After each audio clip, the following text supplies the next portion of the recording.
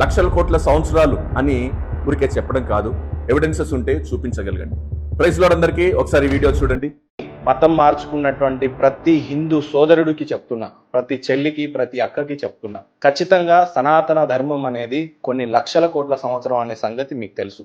Signature studios Mahender Kumar గారు సనాతన ధర్మం కొన్ని లక్షల కోట్ల సంవత్సరాల నుంచి ఎగ్జిస్టెన్స్ లో ఉంది అని చెబుతూ ఉంటున్నారు. నా ప్రశ్న ఏంటంటే, ఒకవేళ లక్షల కోట్ల సంవత్సరాల నుంచి అది ఉన్నట్లయితే ఎవిడెన్సెస్ ఏంటి? ఉన్నట్లుగా ఆధారాలు ఏమైనా ఉన్నాయా? చారిత్రక పురావస్తు లేకపోతే లిఖితపూర్వకమైన ఆధారాలు ఏమైనా ఉంటే చూపించండి, మాకు కూడా తెలుస్తుంది, మేము కూడా అర్థం చేసుకుంటాం, మేము కూడా నమ్ముతాం. అంతేగాని కేవలం నోటి మాట ద్వారా చెప్పడంతో అది నిజం కాదు. నేనేమంటానంటే, అది కొన్ని సంవత్సరాల నుంచి ఎగ్జిస్టెన్స్ లో ఉన్నంత మాత్రాన ఏది సత్యం కాదు. సత్యం అనేది కాలంతో కాదు, సత్యం అనేది ఆధారాలతో, దేవుని మాటతో ధృవీకరించబడుతుందన్న విషయం మనం అర్థం చేసుకోవాలి. అయినా ఎంత పాతది అన్నది కాదు, అందులో ఎంత సత్యం ఉన్నది అనేది మనం గ్రహించాలి.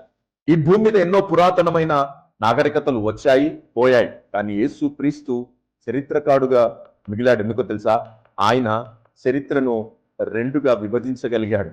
ఇప్పటికీ బిఫోర్ క్రైస్ట్, ఆఫ్టర్ క్రైస్ట్ గా చరిత్ర పిలువబడుతుందంటే ఆయన ఎగ్జిస్టెన్స్ ఉంది అన్న విషయం మనకు అర్థం కావాలి. యేసుక్రీస్తు యొక్క మాటలు, యేసుక్రీస్తు యొక్క జననం, యేసుక్రీస్తు యొక్క మరణం, యేసుక్రీస్తు యొక్క పునరుద్ధానం, ఇవన్నీ ఆధారాలు ఉన్నాయి, జియోగ్రాఫికల్ ఎవిడెన్సెస్ ఉన్నాయి.